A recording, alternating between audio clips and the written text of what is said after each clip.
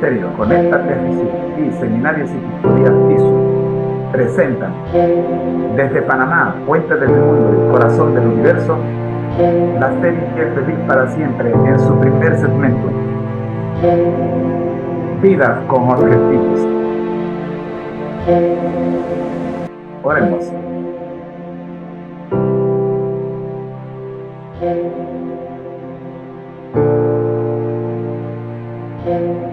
Padre nuestro que estás en los cielos, santificado sea tu nombre. Gracias, Señor, porque estamos vivos. Gracias por todas las bendiciones que tenemos. Gracias por todas las pruebas que hemos pasado, por las que hemos sido derrotados y por las que hemos sido vencedores.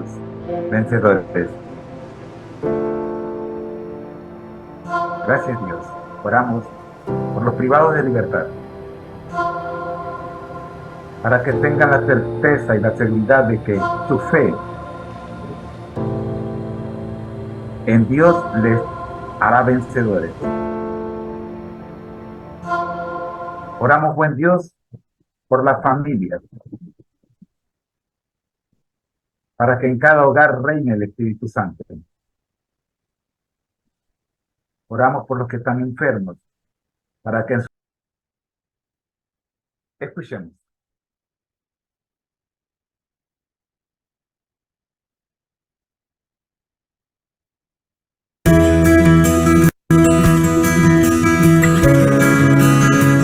Greetings, friends. Saludos, amigos. Hoy hablaremos de una persona muy importante que es invisible y, sin embargo, muy real. Dios, el Espíritu Santo, el tercer miembro de la deidad. Nuestra quinta creencia fundamental adventista del séptimo día explica el Espíritu Santo de esta manera.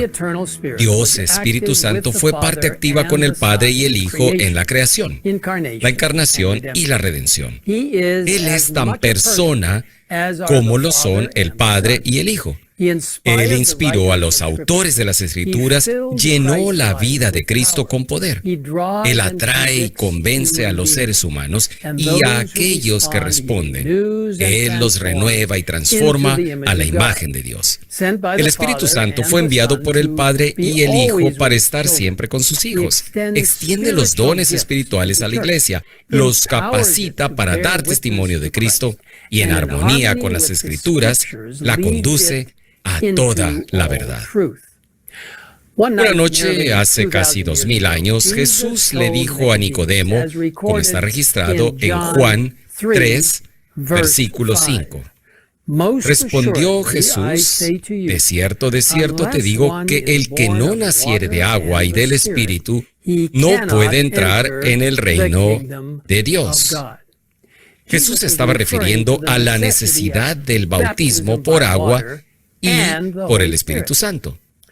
Explicando cómo obra el Espíritu Santo, continuó: el viento sopla de donde quiere y oyes su sonido, mas ni sabes de dónde viene ni a dónde va. Así es todo aquel que es nacido del Espíritu. Una parte importante de la obra del Espíritu Santo es convencernos de nuestros pecados, guiarnos al arrepentimiento y transformar nuestras vidas para ser como Jesús. Al hablar a sus discípulos acerca del Espíritu Santo, Jesús dijo en Juan 16:8, y cuando Él venga.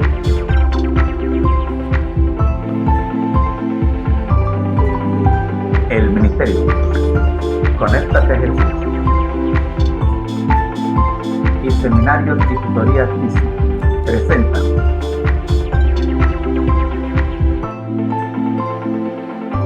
la serie Feliz para Siempre, desde Panamá, Puente del Mundo y tu corazón.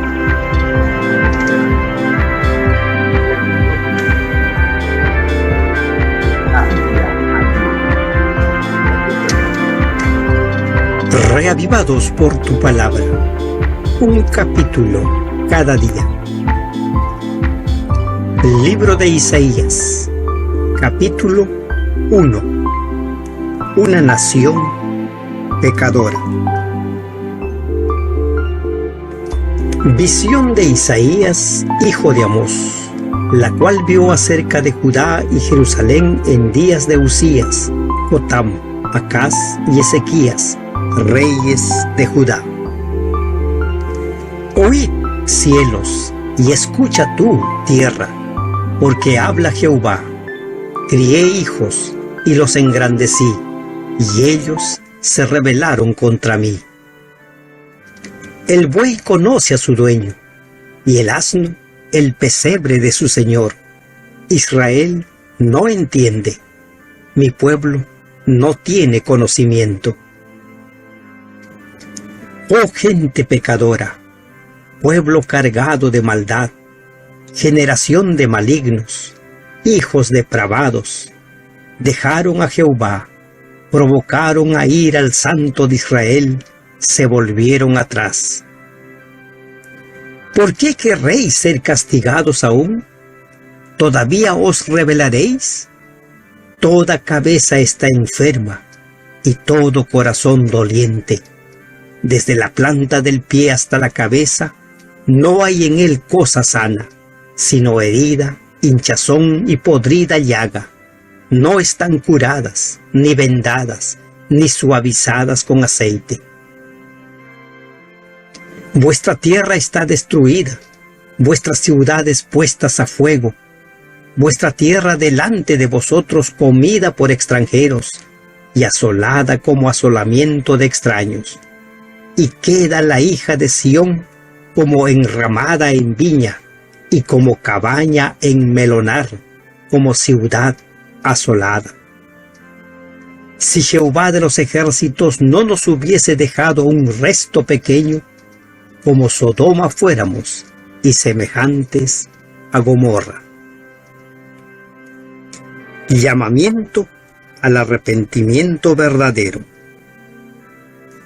Príncipes de Sodoma, oíd la palabra de Jehová, escuchad la ley de nuestro Dios, pueblo de Gomorra. ¿Para qué me sirve, dice Jehová, la multitud de vuestros sacrificios? Hastiado estoy de holocaustos, de carneros y de cebo de animales gordos. No quiero sangre de bueyes, ni de ovejas, ni de machos cabríos. ¿Quién demanda esto de vuestras manos, cuando venís a presentaros delante de mí para hollar mis atrios? No me traigáis más vana ofrenda. El incienso me es abominación. En el Antiguo Testamento encontramos el ritual de sacrificios de los corderos para el perdón de los pecados. El lugar escogido para tal ceremonia era el templo, y las personas escogidas para tal servicio eran los sacerdotes. Todos los días, en la mañana y la tarde, el sacerdote quitaba la vida de una criatura inocente, como un sacrificio por el pueblo. Pero ahora, intente imaginar cómo un sacerdote que durante muchos años ha desarrollado este ritual, con el tiempo enfrenta un serio problema al transformar este ritual, que debería ser muy solemne, en algo rutinario y sin sentido. Ellos eran grandes profesos de su religión, y lo más serio es que delante de la congregación ellos mostraban pureza y santidad, mas fuera de la iglesia su vida era miserable e impura. El libro de Isaías comienza con un mensaje dirigido a esas personas. A partir del verso 11 dice: ¿Para qué me sirve, dice Jehová, la multitud de sacrificios? Hastiado estoy de holocaustos de carneros y de cebos de animales gordos. No quiero sangres de bueyes, ni de ovejas, ni de machos cabríos. No me... Escuchemos.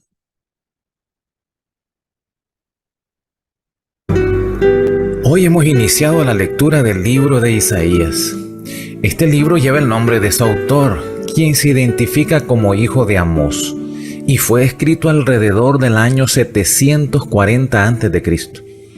De acuerdo con la tradición judía, Isaías era primo del rey Usías, por lo que era de la nobleza.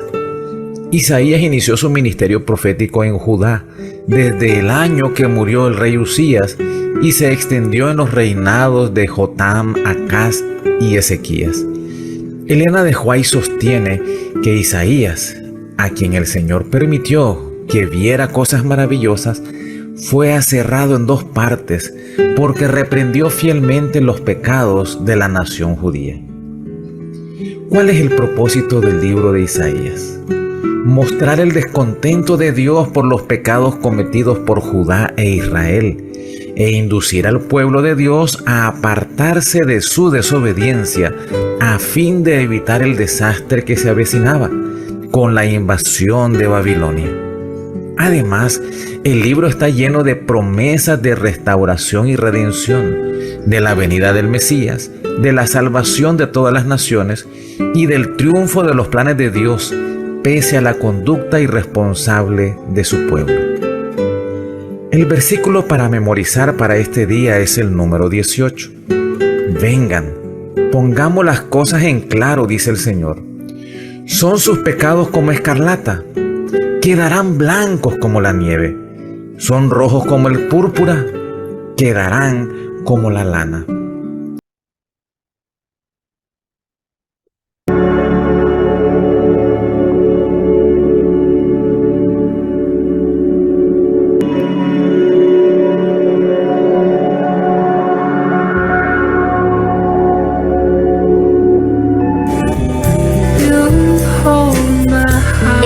Conéctate a Jesús y Seminarios Virtuales TISU presentan, desde Panamá, puente del mundo y corazón del universo, el análisis del libro, notas sobre el libro de Isaías, datos importantes y objetivos. Datos importantes. Autor, el profeta Isaías. Periodo histórico. Isaías vivió en el siglo VIII a.C., durante los reinados de varios reyes de Judá. Género literario, profético. Contexto histórico. Isaías profetizó en un periodo crítico de la historia de Judá, durante amenazas de invasiones asirias. Temas principales: juicio y redención, llamado al arrepentimiento, promesas mesiánicas. Objetivos del libro de Isaías. Llamado al arrepentimiento. Isaías insta a Judá al arrepentimiento y retorno a Dios para evitar la inminente destrucción. Condena de la injusticia. Denuncia las injusticias sociales y religiosas, destacando la importancia de la justicia y la equidad. Anuncio del Mesías. Contiene profecías detalladas sobre el Mesías, presentando la esperanza de redención y restauración. Visión de la soberanía de Dios. Isaías subraya la soberanía de Dios sobre las naciones y su plan redentor para la humanidad. Análisis del capítulo 1 de Isaías, el juicio de Judá. Versículos 1 a 4. Condena de la rebelión. Isaías comienza anunciando visiones sobre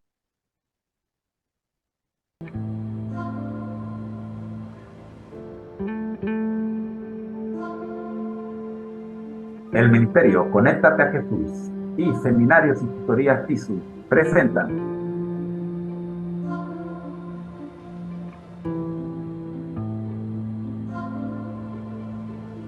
de Panamá, puente del mundo y corazón del universo,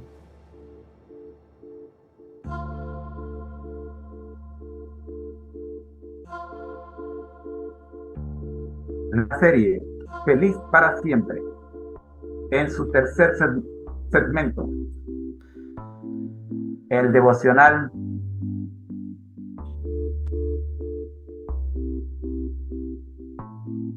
Reflejemos a Jesús.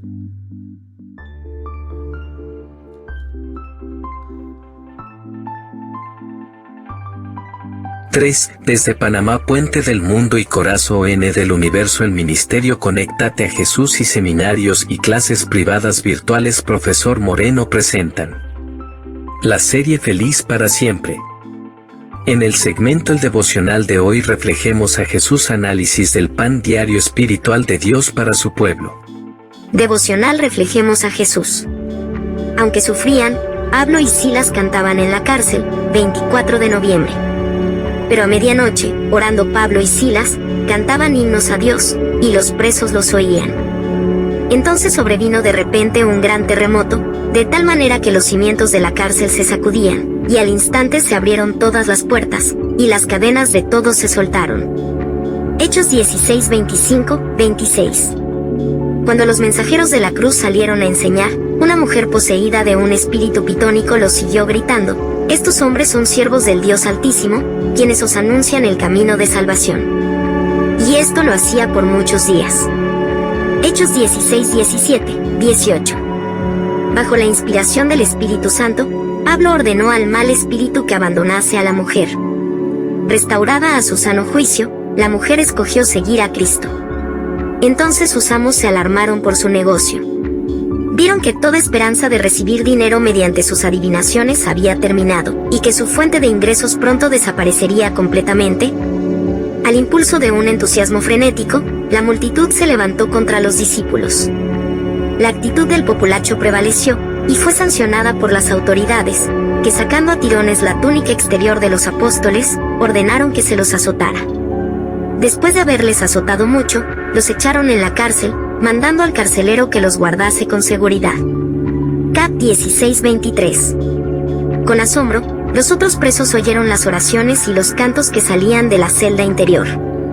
Estaban acostumbrados a oír clamores y gemidos, maldiciones y juramentos, que rompían el silencio de la noche. Pero mientras los hombres eran crueles y vengativos, o desempeñaban, con negligencia criminal, las solemnes responsabilidades que se les había confiado, Dios no se había olvidado de ser misericordioso con sus siervos. Todo el cielo estaba interesado en los hombres que estaban sufriendo por amor a Cristo, y los ángeles fueron enviados a visitar la cárcel. A su paso, la tierra tembló. Las puertas de la cárcel, aseguradas con fuertes cerrojos, se abrieron de par en par. Las cadenas y los grillos cayeron de las manos y los pies de los presos, y una luz brillante inundó la prisión. El carcelero se sumió en un sueño del cual se despertó por causa del terremoto y de las paredes de la cárcel que se sacudían. Al levantarse precipitadamente y con alarma, vio con espanto que todas las puertas de la cárcel estaban abiertas, y lo sobrecogió el repentino temor de que los presos se hubiesen escapado. Tomó su espada y estaba por matarse, cuando oyó las alentadoras palabras de Pablo: no te hagas ningún mal, pues todos estamos aquí. Cap 16:28. Todos los hombres estaban en su sitio, contenidos por el poder de Dios ejercido por uno de los presos. El carcelero dejó caer su espada y, sacándolos al patio, les preguntó: señores, ¿qué debo hacer para ser salvo? Cap 16:30. Los Hechos de los Apóstoles, 174 a 178.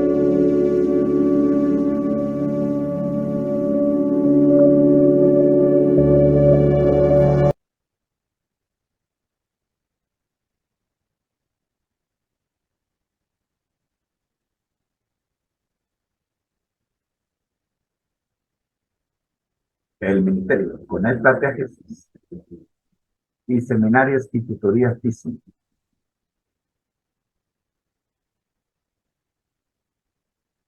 Presentamos.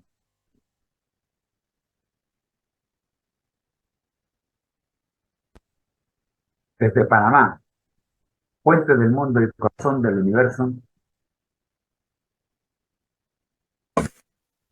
4. Desde Panamá, puente del mundo y corazón. La serie Feliz para Siempre en su cuarto segmento. Escuchemos.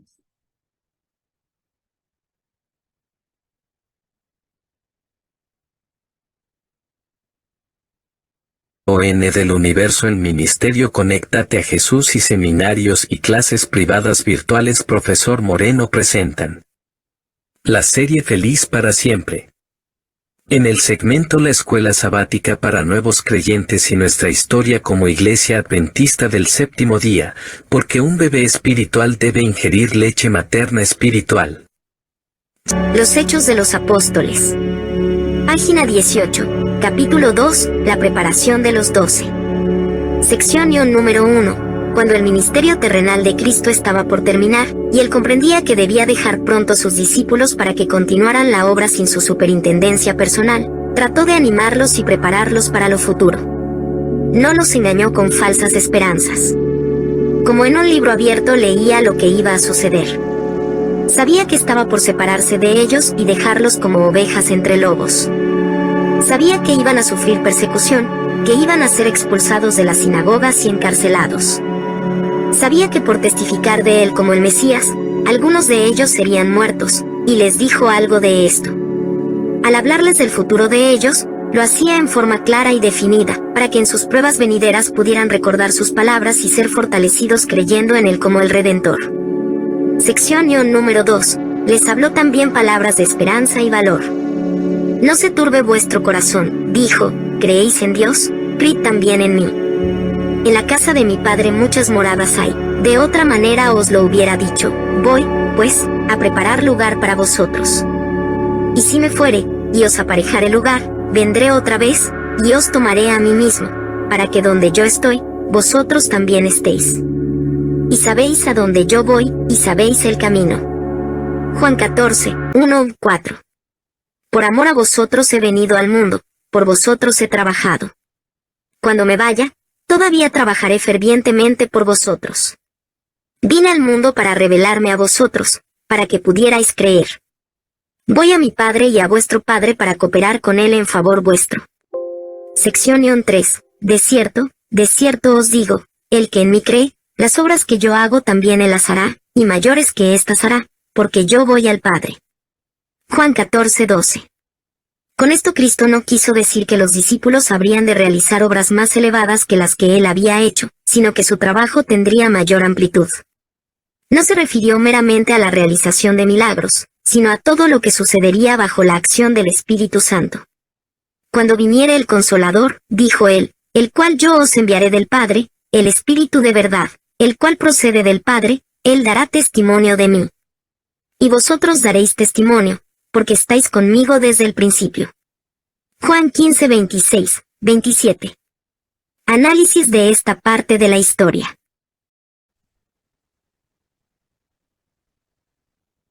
Jesús alimenta a 5,000. Los apóstoles se reunieron con Jesús y le contaron todo lo que habían hecho y lo que habían enseñado. Él les dijo, venid vosotros aparte a un lugar desierto y descansad un poco, porque eran muchos los que iban y venían, y ni siquiera tenían oportunidad para comer. Y se fueron solos a la barca a un lugar desierto.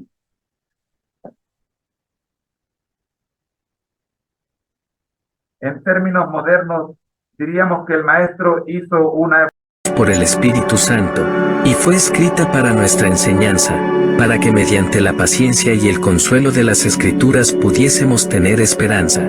No puedo menos que considerar que la porción cronológica de la Biblia es una porción de la palabra de Dios, y tiene tanto derecho a nuestra seria consideración como cualquier otra porción de las Escrituras. Por lo tanto, creo que al tratar de comprender lo que Dios, en su misericordia, consideró oportuno revelarnos, yo no tenía derecho a pasar por alto los periodos proféticos. Vi que como los eventos predichos que tendrían cumplimiento en días proféticos habían sido extendidos durante la misma cantidad de años literales, como Dios había designado un día por un año en Números 14:34 y Ezequiel 4:4-6, solo podría considerar que el tiempo es simbólico y que un día representa un año, de acuerdo con las opiniones de todos intelectuales de ser desarrolladas. Cultivan sus talentos con fervor perseverante. Eduquen la mente por el estudio, la observación y la meditación. No podrán entrar en contacto con la mente de Dios a menos que ustedes usen todas sus facultades. Las capacidades mentales se fortalecerán y desarrollarán si salen a trabajar con el temor de Dios, con humildad y con una ferviente oración. Un propósito definido obrará milagros. Notas biográficas de Elena G. de Witte, 302, 303-1915. El potencial de la mente disciplinada. Tiene que practicar el dominio propio. Una mente común, bien disciplinada, efectuará una obra mayor y más elevada que la mente mejor preparada y los mayores talentos sin el dominio propio. Palabras de vida del Gran Maestro, 269, 270-1900. Trabajar con las mentes es la mayor de las obras.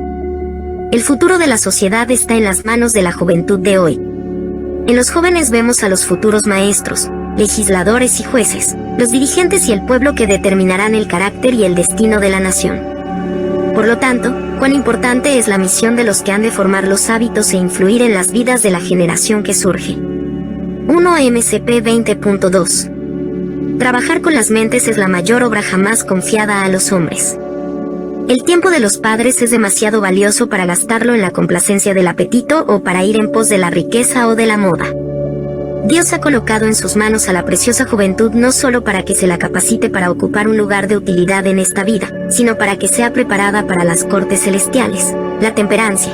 241.886. La utilidad del maestro depende de la disciplina de su mente.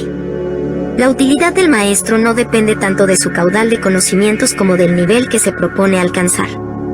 El verdadero maestro no se contenta con pensamientos indefinidos, una mente indolente o una memoria inactiva. Trata constantemente de progresar y aplicar mejores métodos. Su vida es de continuo desarrollo. En la obra de semejante maestro hay testimonios acerca de conducta sexual, adulterio y divorcio. Recompilación de los escritos de Elena G. Prefacio.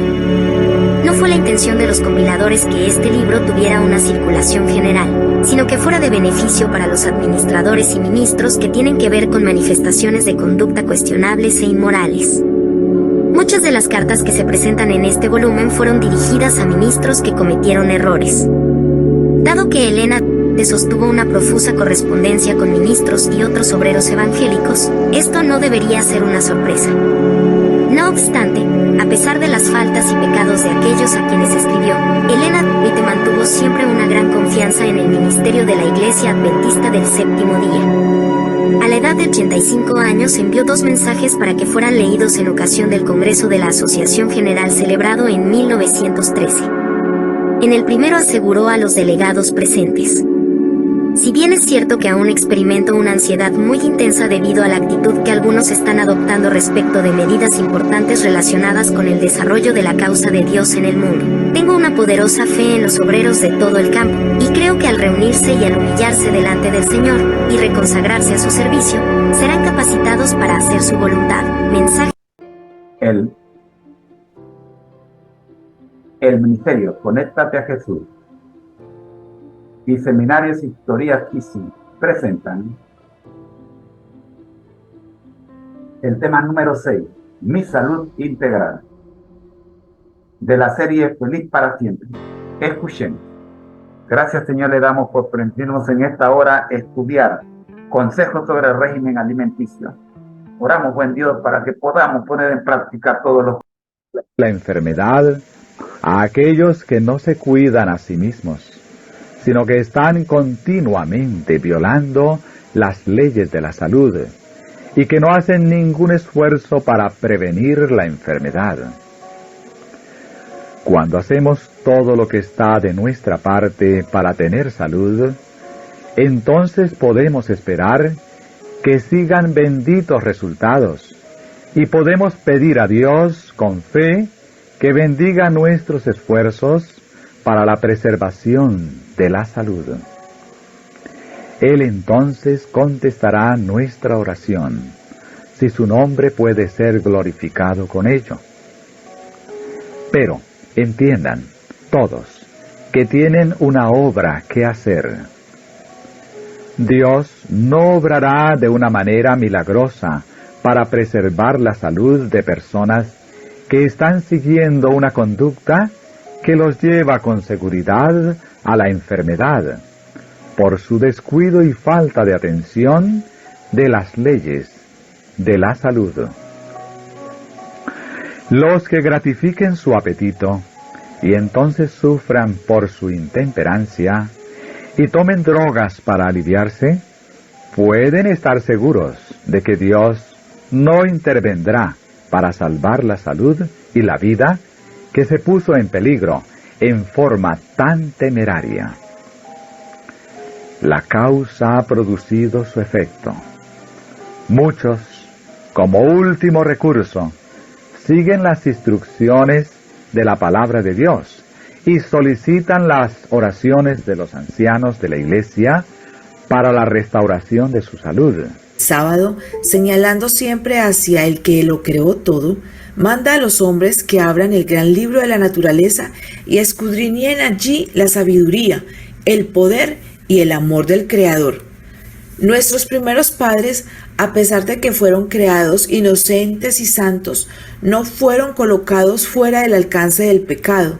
Dios los hizo entes morales libres, capaces de apreciar y comprender la sabiduría y benevolencia de su carácter y la justicia de sus exigencias, y les dejó plena libertad para prestarle o negarle obediencia. Debían gozar de la comunión de Dios y de los santos ángeles, pero antes de darle seguridad eterna, era menester que su lealtad se pusiese a prueba. En el mismo principio de la existencia del hombre se le puso freno al egoísmo, la pasión fatal que motivó la caída de Satanás. El árbol del conocimiento, que estaba cerca del árbol de la vida, en el centro del huerto, había de probar la obediencia, la fe y el amor de nuestros primeros padres. Aunque se les permitía comer libremente el fruto de todo otro árbol del huerto, se les prohibía comer de éste so pena de muerte.